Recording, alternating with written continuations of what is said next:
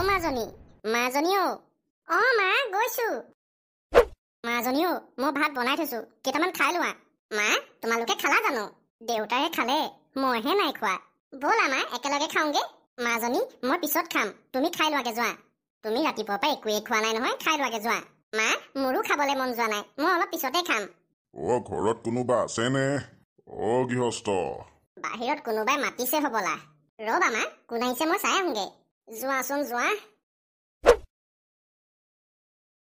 ককাই কিবা দৰকাৰ আছিলে নেকি আইজনী মই ভিক্ষা খুজিব আহিছো কিবা যদি খাবলৈ আছে দিয়া ককাই আপোনাক দিবৰ কাৰণে আমাৰ ঘৰত আজি চাউল পাতি একোৱেই নাই এতিয়া যিহেতু আপুনি ইমান দূৰ অতিক্ৰম কৰি আমাৰ ঘৰলৈ আহিছে আপোনাকতো খালী হাতে পঠিয়াব নোৱাৰো ৰ'ব ককাই ভিতৰতে মই কিবা কিবি পাওঁ নেকি চাওঁগে বাৰু আইজনী যোৱা যোৱা ককাইজনকচোন দিবলৈ একোৱেই নাই মায়ে কৈছিলে নহয় ভাত আছে বুলি ভাতকে খুৱাই দিওঁ আজি মোৰ এনেও খাবলৈ মন যোৱা নাই কেইটামান মাৰ কাৰণে ৰাখি মোৰ ভাগৰকেইটা মই ককাইকে খুৱাই দিওঁ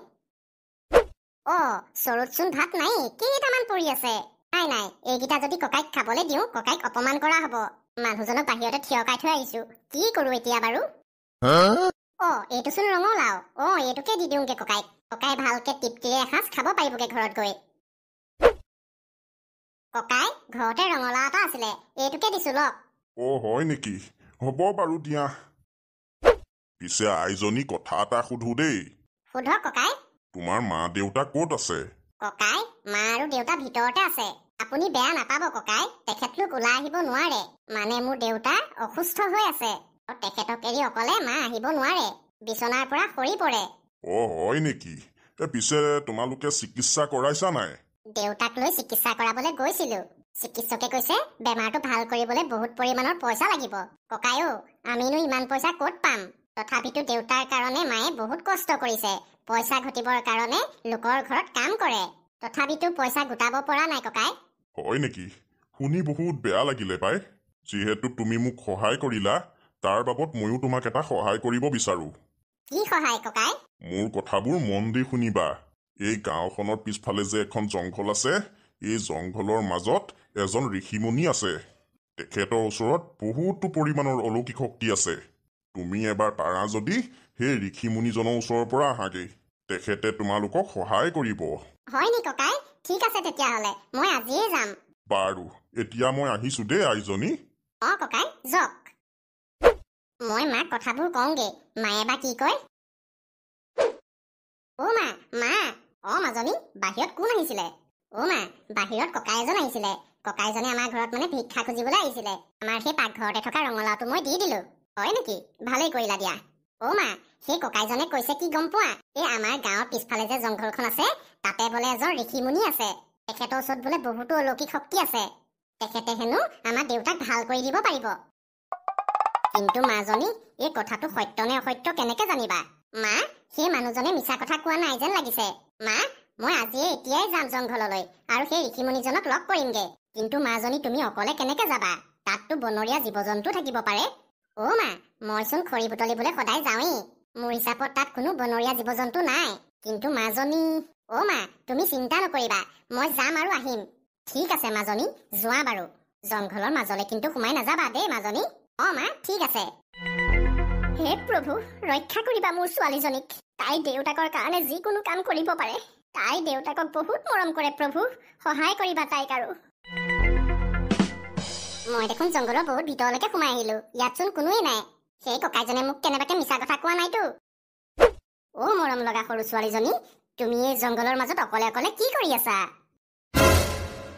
কোন হয়নো তুমি মই এই জংঘলতে থকা এজনী সাধাৰণ চৰাই কিন্তু তুমিচোন মানুহৰ ভাষাত কথা পাতিছা মই জন্মৰ পৰাই মানুহৰ ভাষাত কথা পাতিব পাৰো কিন্তু কেনেকে মোৰ এই গুণ আছে মই নিজে নাজানো সেইকাৰণে মোক তুমি এই প্ৰশ্ন নুসুধিবা তুমি বৰ দুখত থকা লেখীয়া লাগিছে কি হৈছে অকমান জনাবা নেকি কি জানিবা মই তোমাক সহায় কৰিব পাৰো আচলতে এই জংঘলত মই এজন ঋষিমুনিক বিচাৰি আহিছিলো কিন্তু সেই ঋষিমুনিজনক তুমি কিয় লগ কৰিব আহিছা মোৰ দেউতা বহুত অসুস্থ হৈ পৰিছে চিকিৎসকে কৈছে তেওঁক ভাল কৰিবলৈ বহুত টকা লাগিব আমি হৈছো দুখীয়া নিচলা মানুহ ইমান টকানো আমি ক'ৰ পৰা গোটাম এদিন এজন ভিক্ষা খোজা মানুহে আহি মোক এই ঋষিমুনিজনৰ কথা ক'লে সেইকাৰণে মই বিচাৰি আহিছো তেখেতক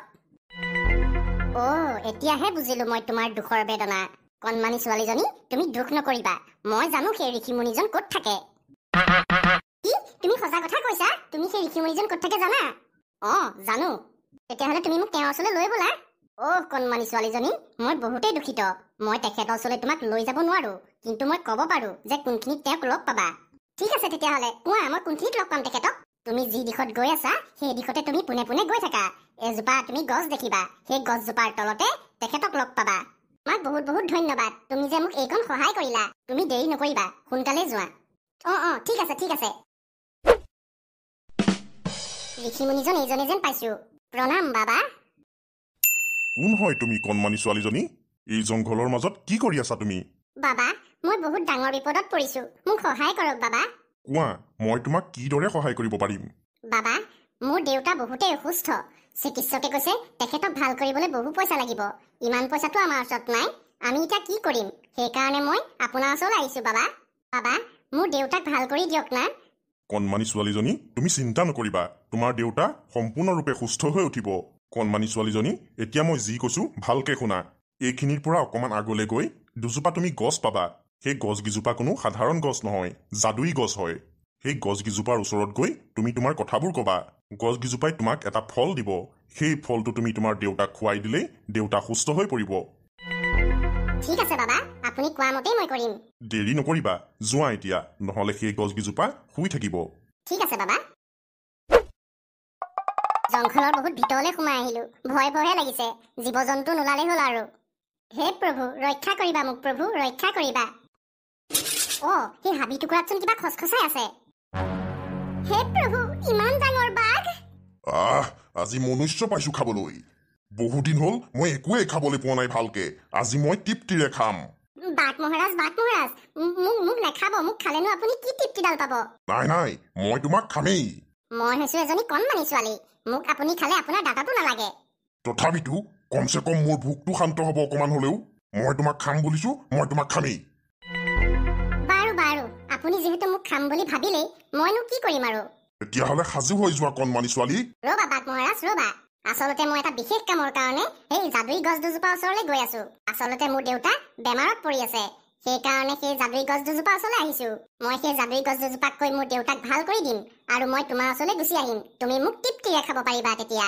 কিন্তু প্ৰথমে মই তালৈ যাবই লাগিব, নহ'লে মোৰ দেউতাৰ বেমাৰ কেতিয়াও ভাল নহ'ব। হয় নেকি? ঠিক আছে, যোৱা বাৰু তুমি।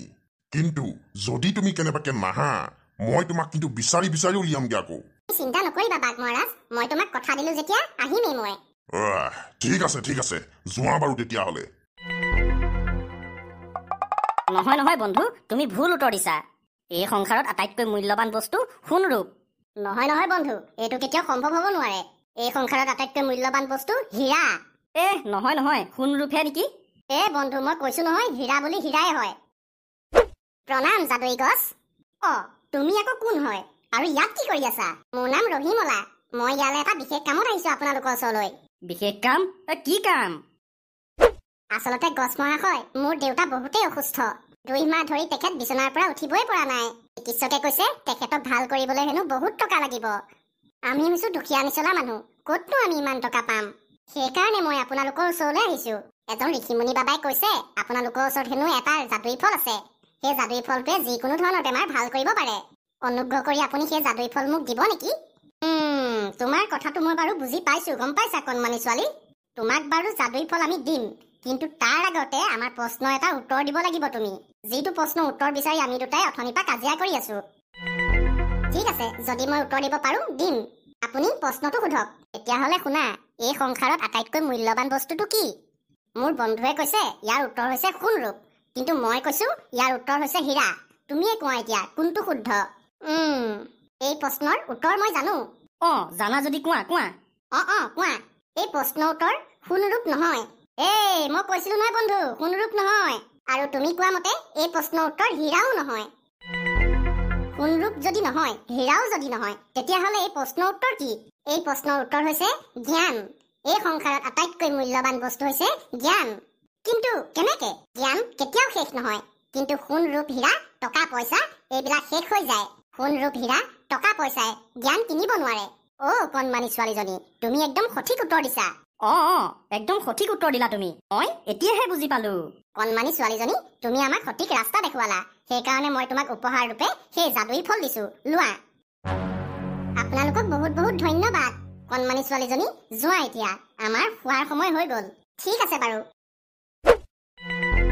বাঘ মহাৰাজ ক'ত আছে আপুনি মই আহি গ'লো কণমানি ছোৱালী তুমি আহি গলা বাঘ মহাৰাজ মই আহি গ'লো মই আপোনাক কথা দিছিলো আপোনাকনো কথা দি পেলাই মই কেনেকে যাওঁগে বাৰু তেতিয়াহ'লে মই তোমাক এতিয়া খাব পাৰোনে বাৰু আপুনি মোক খাব কিন্তু তাৰ আগতে আপুনি মোক কথা দিব লাগিব কি কথা দিব লাগিব চক মোৰ দেউতা বহুত বেমাৰত পৰি আছে সেইকাৰণে মই যাদুই ফল নিবলৈ আহিছিলো কিন্তু এতিয়া যদি আপুনি মোক খাই পেলাই মইনো যাদুই ফলটো দেউতাক কেনেকে দিমগে সেইকাৰণে মই ভাবিছো আপুনি মোক খাই পেলোৱাৰ পিছত এই যাদুই ফলটো মোৰ দেউতাক গৈ দি থৈ আহিব পাৰিবনে সেইটো কৰিব হয় নেকি প্ৰথমতে আপুনি মোক কথা দিয়ক কণমানি ছোৱালীজনী তুমি যে কিমান ভাল বাবা আপুনি কণমানি ছোৱালীজনী মই এই বাঘৰ ৰূপত তোমাৰ পৰীক্ষা লৈছিলো আৰু তুমি মোৰ পৰীক্ষাত উত্তীৰ্ণ হলা বহুত চফা মনৰ মানুহ হয় তুমি মই তোমাক আশীৰ্বাদ দিছো সদায় সুস্থ হৈ থাকিবা তুমি ধন্যবাদ বাবা ধন্যবাদ ৰবা মই মোৰ শক্তিৰে তোমাক ঘৰলৈ লৈ যাম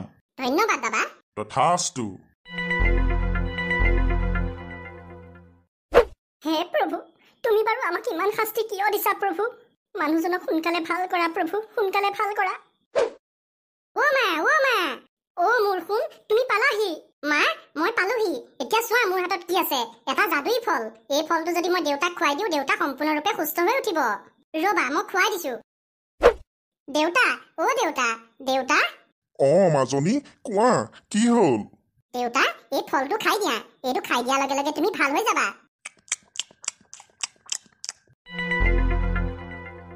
এয়া মোৰ কি হৈছে মোৰচোন গাত শক্তি অহাৰ অনুভৱ হৈছে মাজনী মই ভাল হৈ গলোচোন হেৰা চোৱা মই ভাল হৈ গলো মই আগৰ লেখীয়া হৈ গলো এতিয়া মই আগৰ লেখীয়াকে কাম বন কৰি ঘৰখন চলাব পাৰিম হেৰি সঁচাকৈ আপুনি ভাল হৈ গল এইবিলাক চব আমাৰ মাজনীৰ কাৰণে হৈছে তাই কষ্ট কৰি আপোনাৰ কাৰণে সেই যাদুই ফলটো আনিলে মাজনী তুমি এজনী বহুত সাহসী ছোৱালী আজি তোমাৰ কাৰণে মই সুস্থ হ'ব পাৰিলো মাজনী দেউতা ইয়াত অকল মোৰে যোগদান নহয় সকলোৰে যোগদান আছে ভগৱান ৰূপী সেই ককাইজন যদি আমাৰ ঘৰে নাহিলেহেঁতেন সেইদিনাখন মই একোৱেই গম নাপালো হয় তেখেতৰ কাৰণেহে আজি মই সেই যাদুই ফল আনিব পাৰিলো প্ৰভু তোমাক বহুত বহুত ধন্যবাদ